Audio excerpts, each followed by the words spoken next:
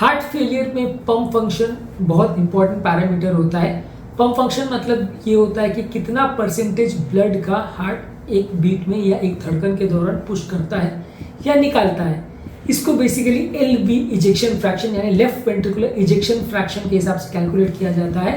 Normally ये ejection fraction 60 to 65% calculate होता है। आज हम बात करेंगे पंप फंक्शन संबंधित कुछ इंपॉर्टेंट अवधारणाएं, भ्रांतियां या मिथ्स के बारे में, और ये मिथ्स में एक्चुअल सच्चाई क्या है वो भी आपको बताएंगे, ताकि हार्ट फेलियर के बारे में ओवरऑल अच्छा कॉन्सेप्ट डेवलप हो और आपको इस बीमारी के बारे में कोई मिथ या अवधारणा ना रहे और आपकी ज़्यादातर डाउट्स क्लियर हो जाए। यदि इसके बावजूद भी कोई मिथ या अवधारणा या कोई क्वेश्चन रह जाते हैं तो आप डेफिनेटली कमेंट सेक्शन में पूछ सकते हो। टॉपिक पर जाने से पहले जो लोग हमारे चैनल पर नए हैं उन्हें रिक्वेस्ट करूँ कि चैनल को सब्सक्राइब करें, वीडियोस को लाइक करें, शेयर करें, फॉलो करें, कमेंट करें, पूरा देखें। पहला मिथ या अवधारणा ये है कि यदि किसी व्यक्ति का स्ट्रॉन्ग हार्ट बीट आ रहा है तो उसका मतलब ये है कि वो हेल्दी हार्ट है। स्ट्रॉन्ग हार्ट बीट या पल्स रेट अगर किसी व्यक्ति का आ रहा है तो वो हेल्दी हार्ट है, ऐसा ज़रूरी नहीं है। बहुत सारी ऐसी बीमारियां हैं जहाँ हार्ट एक्स्ट्रा स्ट्रॉन्ग भी काम कर सकता है। कई वाल्व के ऐसे लीकेज है जहाँ बीट और ज़्यादा फोर्सफुल महसूस होगी, इनफैक्ट ज़्यादा इतनी फोर्सफुल होगी आपको ज़्यादा धड़कन सुनाई दे, ऐसा भी हो सकता है।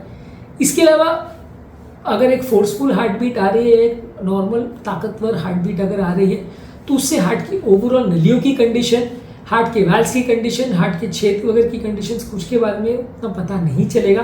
ज़्यादातर ये सारा चीज़ें जो है इकोकार्डियोग्राफी पर डिसाइड होती है। हार्ट का पंप फंक्शन डिसाइड करने के लिए सिर्फ एक हार्ट बीट की ताकत या इंटेंसिटी को जज करना ज़रूरी नहीं है कि उससे आपको अच्छे रिजल्ट्स मिले। कई बार लोगों को ऐसा लगता है कि मेरा हार्ट तो जोर से दौड़ रहा है, देखो मेरी पल्स की कितनी वॉल्यूम अच्छी आ रही है, इसका मतलब मुझे हार्ट का प्रॉब्लम नहीं हो सकता। ये सोचना बिल्कुल गलत है और ये काफ़ी केसेस में गलत साबित हो सकता है यदि आप सिर्फ इसके भरोसे बैठे रहें।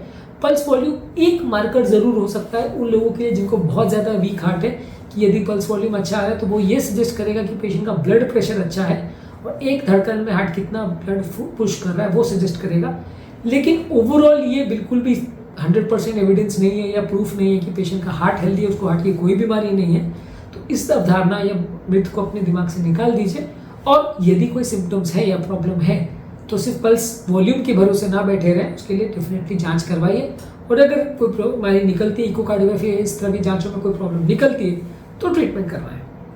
अगली इंपॉर्टेंट मिथ या अवधारणा ये है कि यदि किसी को हार्ट फेलियर हो जाता है तो उसका मतलब ये है कि हार्ट का पंप फंक्शन बंद हो जाता है या हार्ट पूरी तरह से बंद हो जाता है, उसी को हार्ट फेलियर बोलते हैं। हार्ट फेलियर संबंधित काफ़ी लोग इस तरह की हमें भी बात करते हैं कि हार्ट फेलियर मतलब तो हार्ट ही फेल हो गया तो मर ही जाता है आदमी, उसके बाद जिंदा थोड़ी रहेगा। तो हार्ट फेलियर का मतलब ये है कि हार्ट की पंपिंग कैपेसिटी थोड़ी कम हो जाती है। जितना ज़्यादा पंपिंग कैपेसिटी कम हो जाए उतना सीवियर हार्ट फेलियर हम बोलते हैं। अब जैसे इंसान अगर कोई एग्जाम में फेल हो जाए तो वो इंसान मर नहीं जाता ना, तो वैसे ही है कि हार्ट अगर फेल हो जाता है, अपनी पंपिंग कैपेसिटी उसकी कम हो जाती है, तो वो हार्ट मर नहीं जाता। बस ये है कि उसकी कैपेसिटी जितनी है या जितनी होनी चाहिए उसके कंपैरिजन में थोड़ी कम है, उसको उतना ज़्यादा एक्स्ट्रा या तो काम करना पड़ेगा या दवाइयों के माध्यम से कंपनसेट करना पड़ेगा या और कोई चीज़ करके कंपनसेट करना पड़ेगा, ताकि पूरे शरीर में पर्याप्त मात्रा में ब्लड पहुँच पाए।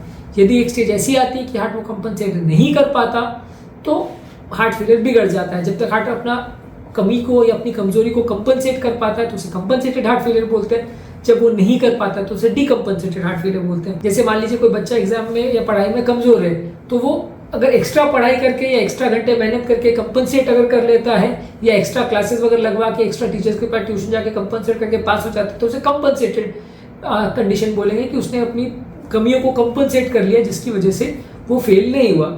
और मान लीजिए वो ये सब नहीं करता है और फेल हो जाता है तो उसे डीकंपनसेटेड हार्ट फेलियर बोलेंगे या डीकंपनसेटेड बच्चे का फेलियर बोलेंगे। तो वैसे ही आप इस कॉन्सेप्ट को समझ सकते हैं कि जहाँ तक हार्ट अपनी मेहनत करके या कुछ एक्स्ट्रा काम करके या कुछ पैरामीटर्स को चेंज करके अगर उसको कंपनसेट कर लेता है तो उसे कंपनसेटेड हार्ट बोलेंगे, नहीं तो नहीं कर पाता है तो उसे डीकंपनसेटेड हार्ट फेलियर बोलेंगे। इसके अलावा अगला इंपॉर्टेंट मिथ या मिसकंसेप्शन ये है कि अगर किसी का इजेक्शन फ्रैक्शन अच्छा है तो वो हमेशा इंडिकेट करेगा कि उसका हार्ट फंक्शन अच्छा है। Diastolic heart failure basically concept यहाँ ऐसा है जहाँ पंप फंक्शन बहुत अच्छा रहता है लेकिन हार्ट क्योंकि सख्त हो जाता है तो वहाँ पंप फंक्शन अच्छा होने के बावजूद भी पेशेंट को हार्ट फेलियर रहेगा।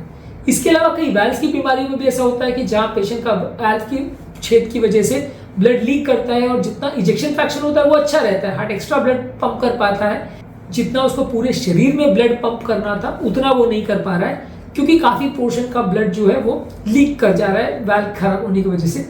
उसी तरह से हार्ट के छेद में भी ऐसा होता है कि हार्ट काम एक्स्ट्रा कर पा रहा है, जितना उसका इजेक्शन फ्रैक्शन होना चाहिए उससे ज़्यादा ही वो ब्लड पंप कर पा रहा है, लेकिन जितना उसको पूरे शरीर में ब्लड पंप करना था उतना नहीं कर पा रहा है, क्योंकि सिग्निफिकेंट प्रोपोर्शन ऑफ ब्लड 10%, 20%, 30% जितना छेद का या वैल के छेद का गैप का साइज बड़ा है उसके हिसाब से वो ब्लड लीक कर जाता है और हार्ट अपना ब्लड उतना पंप नहीं कर पाता है।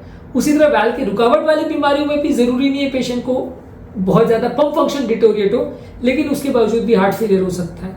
तो पंप फंक्शन हार्ट फेलियर है या नहीं वो जज करने का एक इंपॉर्टेंट मार्कर जरूर है, लेकिन वही एक मार्कर है ऐसा जरूरी नहीं है। यदि आपने रिपोर्ट में ये पढ़ लिया मेरा इजेक्शन फ्रैक्शन 60% है तो आपने मान लिया कि मेरा हार्ट को कोई प्रॉब्लम नहीं है, अपनी पूरी रिपोर्ट पढ़ी ही नहीं, तो वो गड़बड़ हो जाएगा, क्योंकि उसमें और भी बहुत सारे पैरामीटर्स हैं जिस पर फोकस करना है। हाँ, पंप फंक्शन सबसे इंपॉर्टेंट पैरामीटर जरूर है, लेकिन वो एक ही पैरामीटर है ऐसा नहीं।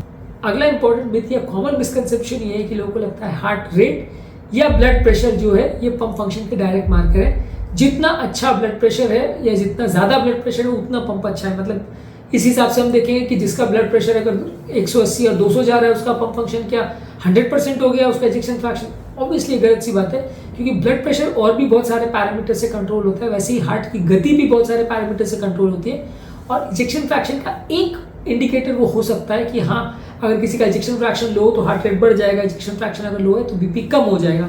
ये चेंजेस आपको देखने मिल सकते हैं, पर ये भी सिर्फ सीवियर हार्ट फेलियर में होता है, सीवियर या डीकम्पनसेटेड हार्ट फेलियर में होता है जब बीपी ड्रॉप होता है या हार्ट रेट बढ़ता है। बाकी ज़्यादातर केसेस में पेशेंट्स का बीपी और हार्ट रेट ज़्यादातर स्टैटिक रहेगा। इवन जब तक बहुत बुरी हार्ट फेलियर में पेशेंट ना चला जाए तब तक उसका बीपी और हार्ट रेट में बहुत चेंजेस नहीं आते। बीपी में सबसे लास्ट में चेंज आते हैं, जब शॉक में पेशेंट चला जाता है तभी चेंज आते हैं। हार्ट रेट में फिर भी काफ़ी केस में चेंजेस आ सकते हैं, पर बीपी बिल्कुल लास्ट में ही चेंज होता है। तो इसलिए अगर अच्छा ब्लड प्रेशर है और अच्छा हार्ट रेट है तो वो थोड़ा आपको हिंट जरूर देगा कि हार्ट काम कर रहा है कि नहीं कर रहा है, लेकिन वो कहीं से कहीं तक प्रूफ नहीं है कि आपका हार्ट बहुत तंदुरुस्त है, उसको कोई बीमारी नहीं है। वो एक जरूर आपको इंडिकेशन दे सकता है, इससे ज़्यादा कुछ नहीं। अगला इंपॉर्टेंट मिथ या मिसकंसेप्शन ये कि यदि किसी व्यक्ति का पंप फंक्शन अगर डिटोरिएट हो गया तो वो कभी सुधर नहीं सकता।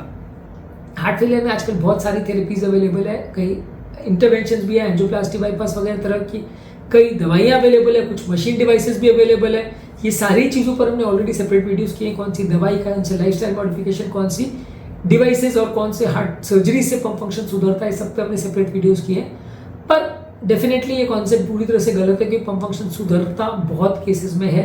इनफैक्ट बहुत सारे केस में जब आप अग्रेसिव थेरेपी करते हो ज़्यादातर केस में पंप फंक्शन सुधर जाता है। यदि आप थेरेपी नहीं करते हो तो डेफिनेटली पंप बिगड़ सकता है, पर अगर आप प्रॉपर थेरेपी करते हो तो ज़्यादातर केस में पंप फंक्शन को सिग्निफिकेंटली सुधारा जा सकता है और कई बार नॉर्मल भी किया जा सकता है। कितना अच्छा पेशेंट थेरेपी को रिस्पॉन्ड कर रहा है और कितनी आप अग्रेसिवली दवाइयाँ देते हो उस बात पे डिपेंड करेगा। अगला इंपॉर्टेंट मिथ या मिसकंसेप्शन ये है या भ्रांति ये है कि पंप फंक्शन जो है वो जेनेटिक से इन्फ्लुएंस होता है और आपकी लाइफस्टाइल से या आपके खाने पीने से या आपके डाइट से, एक्सरसाइज से आप इसको इन्फ्लुएंस नहीं कर सकते। पंप फंक्शन बहुत फैक्टर्स पे डिपेंड करता है और जेनेटिक्स पे तो बहुत ही कम डिपेंड करता है। किसी के पापा को अगर हार्ट फेलियर था तो उसको भी हार्ट फेलियर होगा, इसके चांसेस 5-10% से ज़्यादा नहीं है। तो इसलिए जेनेटिक फैक्टर्स पे बिल्कुल डिपेंड नहीं करता। इनफैक्ट हार्ट की कोई इंट्रिंसिक कोई बीमारी है, यानी अगर आपके हार्ट में कोई छेद है या हार्ट में कोई वैल का प्रॉब्लम है कि हार्ट का मसल बिगड़ गया है, या मान लीजिए खाने पीने के चेंजेस वगैरह आप प्रॉपर नहीं मेंटेन करते तो हार्ट का पंप फंक्शन डिटोरिएट हो सकता है। लाइफस्टाइल फैक्टर्स का जहाँ तक सवाल है या एक्सरसाइज वगैरह का सवाल है, उससे पंप फंक्शन में सिग्निफिकेंट सुधार देखा जा सकता है। जितना अच्छा लाइफस्टाइल और एक्सरसाइज होगा उतना ज़्यादा पंप फंक्शन मिल सकता है, जितना खराब होगा उतना बिगड़ सकता है। पर ये पूरी तरह से लाइफस्टाइल फैक्टर्स पर डिपेंडेंट नहीं होता, बहुत सारे फैक्टर्स पर डिपेंडेंट होता है। तो इसलिए अकेले लाइफस्टाइल फैक्टर्स ही इंपॉर्टेंट है वैसा नहीं है। आपकी दवाइयाँ, आपका लाइफस्टाइल, आपकी एक्सरसाइज, आपके डिवाइसेस, आपकी टाइमली ट्रीटमेंट, फॉलोअप, सब कुछ इसमें इंपॉर्टेंट है, जो कि डिसाइड करते हैं कि किस व्यक्ति का पंप फंक्शन हार्ट फेलियर में जाएगा या नहीं जाएगा, और जाने के बाद भी कितना सुधार होगा कितना नहीं, वो बहुत सारी चीज़ों पर डिपेंड करता है। और फैमिली हिस्ट्री या जेनेटिक्स पर उसका इन्फ्लुएंस बहुत ज़्यादा नहीं है, 5 to 10% आप मान सकते हैं। अगला इंपॉर्टेंट मिथ और लास्ट मिसकंसेप्शन जो आज हम डिस्कस करेंगे वो ये है, कुछ लोगों को ऐसा लगता है कि हार्ट का पंप फंक्शन उम्र के साथ डिटोरिएट करता है, जैसे जैसे व्यक्ति की उम्र होती जाएगी उसका पंप फंक्शन एज के साथ डिटोरिएट करेगा। ये पूरी तरह से गलत है। 90 साल का व्यक्ति भी या 100 साल का व्यक्ति भी यदि उसका हार्ट तंदुरुस्त है तो उसका पंप फंक्शन पूरी तरह नॉर्मल हो सकता है, 60% इजेक्शन फ्रैक्शन हो सकता है। अगर हार्ट की कोई बीमारी है, उम्र के साथ हार्ट स्टिफ हो जाता है, जड़ हो जाता है, तो उसमें डायस्टोलिक हार्ट फेलियर ज़्यादा देखा जाता है, साथ में ब्लॉकेजेस हो जाते हैं, तो इसलिए कई बार पंप फंक्शन लो देखा जाता है, या साथ में वैल की बीमारियां कई बार उम्र रिलेटेड हो जाती है, तो वैसे में भी हार्ट फेलियर देखा जा सकता है। तो एज के साथ हर व्यक्ति में हार्ट फेलियर होगा और एज के साथ हर व्यक्ति का पंप फंक्शन डिटोरिएट होगा, ये पूरी तरह से गलत है। ये ज़्यादातर लोग को नहीं मानना चाहिए, क्योंकि एज के साथ थोड़ा बहुत डिटोरिएशन पंप फंक्शन में हो सकता है, लेकिन एक्चुअली स्पीकिंग एज से रिलेटेड जो रिस्क फैक्टर्स हैं, जैसे कि आपके बीमारियां बढ़ते जाती हैं, उससे डिटोरिएशन होता है। डायरेक्टली एज का बहुत ज़्यादा इन्फ्लुएंस नहीं है, थोड़ा बहुत आप मान सकते हो, पर वो भी इन्फ्लुएंस हर पेशेंट में देखा जाएगा, ऐसा नहीं।